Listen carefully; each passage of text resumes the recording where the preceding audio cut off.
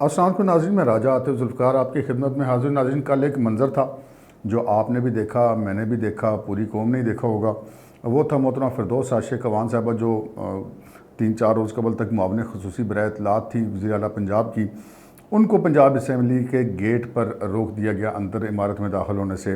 جو سیکیورٹی اہلکار تھے انہوں نے ان کو روک لیا، اور وہ بڑی جسے کہتے ہیں نا کہ اگر آپ اس فوٹیج کو دیکھیں تو لگتا ہے کہ وہ کافی جسے کہ پزل ہو گئی کہ یہ میرے ساتھ کیا ہوا ہے. کیونکہ انہوں نے استعفیٰ تو ضرور دیا، ان سے مانگا گیا تھا. ہم نے آپ کو 1.5 ماہ پہلے بتایا تھا کہ ان سے استعفیٰ مانگا کیا، اور بالآخر ان کو استعفیٰ دینا ہی پڑا. لیکن وہ بہرحال ابھی پارٹی کے اندر تھی. ابھی چند روز قبل تو وہ بڑی پریس کانفرنسیں کر رہی تھیں، بڑی دھواں دار باتیں کر رہی تھیں. یہ سارا کچھ کیا ہوا اس پہ ہم بات کریں گے، اور پھر آپ کو بتائیں گے کہ پاکستان تحریک انصاف سے جتنے لوگ ایسے تھے جن کو نکالا گیا یا وہ نکل گئے، اور پھر ان کے ساتھ کیا ہوا. اور ایک فقرہ جو ہے وہ میں کہتا ہوں کہ شاید سبھی کے اوپر فٹ آتا ہے، وہ ہے کہ بڑے بے آبرو ہو کر تیرے کوچے سے ہم نکلے. تو کون کون اس کوچے سے آبرو بچا کے نکلا اور کون کون بے آبرو ہو کے نکلا، یہ کچھ ایک تھوڑی سی فہرست آپ کے ساتھ شیئر کریں گے. مگر اس سے پہلے کہ اپنا پروگرام آگے بڑھائیں، آپ سے گزارش ہے کہ اگر ابھی تک آپ نے ہمارے چینل سبسکرائب نہیں کیا تو پلیز کر لیجئے، اور ساتھ ہی بیل آئیکن بھی دبا دیجئے تاکہ جو ہی ہمارا پروگرام اپلوڈ ہوتا ہے تو اس کا نوٹیفیکیشن فوری طور پر آپ کو موصول ہو سکے. پروگرام کا باقاعدہ آغاز کرتے ہیں. جناب فردوس عاشق اعوان صاحبہ بڑی دبنگ وزیر اطلاعات تھی. پہلے اسلام آباد میں وفاقی حکومت میں مشیر اطلاعات تھی، لیکن چارج تو ان کے پاس وزیر کا ہی تھا. اور وہ بڑی دھواں دھار جو ہے وہ پاکستان تحریک انصاف کا موقف جو ہے وہ پیش کیا کرتی تھی. اس کے بعد پھر وہ وہاں سے اچانک ہٹائی گئی، پھر وہ بالکل منظر سے غائب ہو گئی کچھ دن. اور اس کے بعد اچانک پتہ چلا کہ انہوں نے بنی گالہ میں جناب وزیر اعظم صاحب سے ملاقات کی ہے، اور ان کو ہدایت کی گئی ہے کہ وہ پنجاب میں جا کے جناب سردار عثمان بزدار کا تھوڑا سا بوجھ اٹھائیں، وہاں پر ان کی بڑی ضرورت ہے.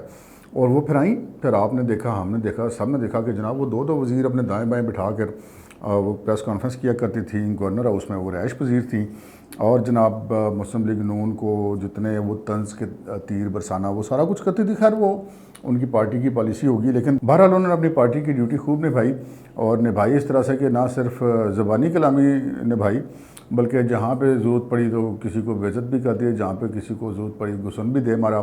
آپ نے دیکھا ہوگا کہیں وہ موٹر سائیکل چلاتی دکھائی دیتی تھی، کہیں وہ کراٹے کرتی دکھائی دیتی تھی، کہیں وہ باکسنگ کرتی دکھائی دیتی تھی، کہیں وہ موٹر سائیکل چلا رہی تھی. محترمہ جو ہیں وہ بڑی دبنگ خاتون ہیں، اس میں کوئی شک نہیں ہے. لیکن جو لوگ ہیں جنہوں نے ان کو یہ پرسوں کا منظر دیکھا کہ اچانک ہی اپنے عہدے سے ہٹنے کے بعد نہ صرف یہ کہ اپنی پارٹی کے اندر ان کی ویلیو کم ہوئی، بلکہ پارٹی کے دروازے ہم یہ کہہ سکتے ہیں کہ ان کے اوپر بند ہو گئے. کیونکہ جو سلوک وہاں پر ہوا، کیونکہ پنجاب اسمبلی کوئی ایسی بھی جگہ نہیں ہے جہاں پہ محترمہ فردوس عاشق اعوان جیسی قد کاٹ کی خاتون کو وہاں پہ داخل نہ ہونے دیا جائے. وہاں پہ داخلے کے لیے کوئی وزیر یا معاون خصوصی ہونا ضروری ہے. ہر ایم پی اے جاتا ہے، بلکہ ہر ایم پی اے کے ایک مہمان بھی وہاں پہ جا سکتا ہے. اتنے بڑے ایوان میں کوئی شخص ایسا نہیں تھا کہ وہ محترمہ فردوس عاشق اعوان صاحبہ کو اون کرتا جہاں پہ پاکستان تحریک انصاف کی حکومت ہے. ناظرین، جو ناقدین ہیں عمران خان صاحب کے اور پاکستان تحریک انصاف کے، ان کا یہ کہنا ہے کہ یہ ایک ایسا دروازہ ہے جہاں سے کسی کو خیر نہیں ملی. جو بھی جہاں پر گیا جب وہ نکلا تو وہ پھر بے آبرو کر ہی نکلا. ہم نے دیکھا کہ جناب سب سے پہلے ہم بات کرتے ہیں وہ ان لوگوں کی جو کہ عمران خان صاحب کے بہت زیادہ قریب تھے. ان میں سب سے بڑی مثال جہانگیر ترین صاحب کی ہے. جہانگیر ترین صاحب کے ساتھ جو کچھ ہوا، جس طرح وہ پارٹی کے ساتھ تھے، اور جو کچھ اب ہو رہا ہے وہ بھی آپ کے سامنے ہے.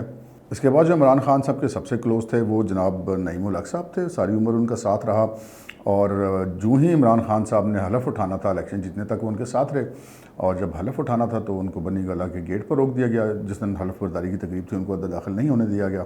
اور اس کے بعد وہ رہے کچھ عرصہ منسٹرز کالونی میں، لیکن جب وہ بیمار ہوئے تو ابھی وہ معاون خصوصی کے عہدے پہ موجود تھے عمران خان صاحب کے، وزیر اعظم صاحب کے، لیکن ان سے وہ گھر خالی کروا لیا گیا اور ان کو زبردستی کراچی لے جانے پر مجبور کیا گیا، ان کے صاحبزادے کو مبینہ طور پر. اور پھر وہ فوت ہوئے تو پھر ان کی نماز جنازہ پر بھی کوئی نہیں گیا. اور ایک بڑی افسوسناک سی صورتحال تھی کہ خان صاحب کا اتنا کلوز بندہ. پھر اون چودھری صاحب کی ہم بات کریں، وہ جناب عمران خان صاحب کی ہر نکاح میں بھی شریک ہوتے تھے، گواہ بنتے تھے. کہاں انہوں نے عمران خان صاحب کا ساتھ نہیں دیا. لیکن آج اون چودھری صاحب کو بھی پارٹی سے جس طرح نکلنے پہ مجبور کیا گیا، ان پہ دباؤ ڈالا گیا کہ وہ جناب فلاں کام کریں، ادروائز وہ پارٹی چھوڑ دیں اور وہ عہدہ چھوڑ دیں، اور انہوں نے چھوڑ دیا. اسی طرح ڈاکٹر ظفر مرزا مشیر برائے صحت آئے، بڑا جناب ہنگام برپا ہوا، اور پھر جناب وہ بڑے پریس کانفرنسیں وہ بھی روز ہی کرتے تھے تقریباً، اور ان کو بھی جانا پڑا.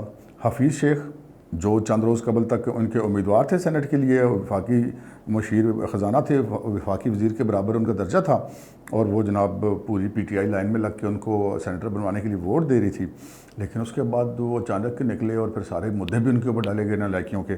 اور اسی طرح ہم افتخار درانی ان کے ایڈوائزر تھے، عمران خان صاحب کے بڑے کلوز تھے، وہ بھی سائیڈ لائن ہو گئے۔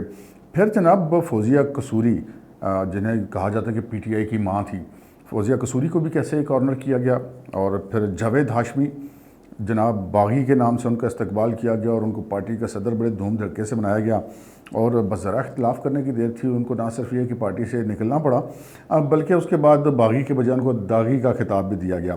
ایسے ہی ہم بات کر لیتے ہیں جناب ریحام خان صاحبہ کی۔ ریحام خان صاحبہ جو ہیں وہ وزیر اعظم صاحب کی جو ہے وہ اہلیہ رہی، 1 سال تک تقریباً دھرنے کے دنوں میں انہوں نے ان سے شادی کی مبینہ طور پر، اور جب ان کو انہوں نے اسے کہتے ہیں SMS کے ذریعے طلاق دی۔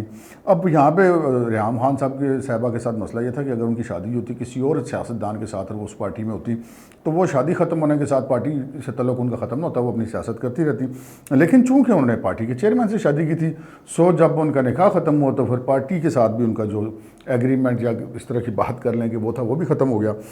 اسی طرح آپ کو یاد ہوگا عائشہ گل علی، بڑی جناب ینگر انرجیٹک MNA، اور انہوں نے پھر جو الزامات عائد کیے خان صاحب کے اوپر، اس کے بعد پھر جس طرح ان کی بہن کی سب کی ٹرولنگ ہوئی وہ بھی سب کے سامنے، اور وہ پھر خاموش ہو کے گھر بیٹھ گئی۔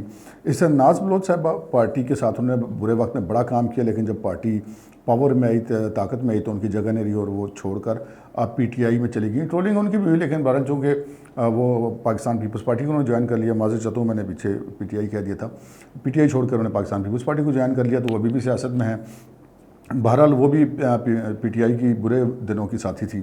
اور اسی طرح جناب اگر ہم تھوڑا سا اور پیچھے چلے جائیں تو حامد خان صاحب، جسٹس وجیہ الدین صاحب اور اکبر بابر صاحب، یہ وہ لوگ ہیں جو کہ پارٹی کے بانیوں میں شمار ہوتے ہیں، اور آج ان کی اس پارٹی میں کوئی جگہ نہیں ہے۔ جہاں ناظرین ہم نے ذکر کیا بہت سارے لوگوں کا، وہاں پہ کچھ صحافیوں کا بھی ذکر کر لیں۔ آپ کو یاد ہوگا ایک خان صاحب کا ایک فقرہ بڑا مشہور ہوا تھا، دیکھو حامد۔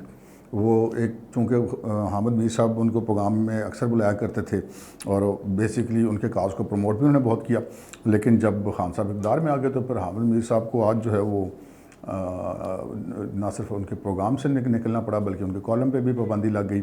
اب وہ نہ لکھ سکتے ہیں کہیں اور نہ ہی کسی میڈیا پہ بول سکتے ہیں۔ ایسے ہی ڈاکٹر دانش اور مبشر لقمان، یہ دونوں وہ حضرات ہیں جو کہ خان صاحب کے کنٹینر پہ تقریریں بھی کیا کرتے تھے، لیکن اس کے بعد جب خان صاحب کی حکومت آ گئی تو پھر ان کے اوپر میڈیا کے دروازے بھی بند کرنے کی کوشش کیے گئے اور ان کو بٹھا دیا گیا، YouTube چینل چلا رہے ہیں۔ بہرحال جہاں پہ ہم اگر ایسی صحافیوں میں تو ایسے بہت سارے اور بھی مثالیں ہیں، لیکن یہ میں نے 3-4 کی پلیز کی بات کی۔ ایسے ہی اگر ہم سیاسی ساتھیوں کی بات کریں تو جناب ان کے سیاسی کزن کل ہے ڈاکٹر طاہر القادری اور پاکستان عوامی تحریک، اور وہ جناب جن کے شرکاء کی وجہ سے وہ دھرنا کامیاب ہوا، کیونکہ اصل میں تو انہی کے بندے تھے جو 24 گھنٹے دھرنے میں موجود رہتے تھے۔ خان صاحب کے بندے تو آتے تھے شام کو میوزک سن کے شام کو واپس چلے جاتے تھے رات کو، تو دھرنے میں موجود تو ڈاکٹر طاہر القادری اور عوامی تحریک کے لوگ رہتے تھے، 24 گھنٹے موجود رہتے تھے، اور بڑا اس وقت خان صاحب نے ان کے ساتھ مل کے تقریریں بھی کی کہ جناب ہم آئیں گے اور وہ ثانیہ ماڈل ٹاؤن اور فلاں فلاں فلاں، لیکن کہتے ہیں کہ آج ان کے ساتھ بھی ان کے جو ہیں تعلقات بڑے اچھے نہیں ہیں کم از کم۔ یہ میں نے ایک مختصر سا جائزہ پیش کیا آپ کی خدمت کے پاکستان تحریک انصاف کے جو لوگ ہیں جنہوں نے پارٹی کے لیے بہت کچھ کام کیا، بہت قربانیاں دیں، وہ لوگ جو ہیں وہ سارے آج پارٹی میں نہیں ہیں، ان کی جگہ نہیں ہے، ان کی ٹرولنگ بھی کی جاتی ہے، اور وہ لوگ جن کے بارے میں خان صاحب ماضی میں ان کو چور، ڈاکو، چپڑاسی اور پتہ نہیں قاتل اور پتہ نہیں کیا کیا کہتے رہے، آج وہ سارے پاکستان تحریک کے انصاف کے اندر ہیں یا اتحادی ہیں یا خان صاحب کے ساتھ ہیں۔ یہ فیصلہ آپ نے کرنا ہے کہ وہ جو ناقدین ہیں وہ تو کہتے ہیں کہ جناب اس دروازے سے وفا ہی نہیں ہے، تو لیکن فیصلہ بہرحال یہ آپ نے کرنا ہے۔ آج کے پروگرام میں اتنا ہی، اجازت دیجیے، اللہ حافظ۔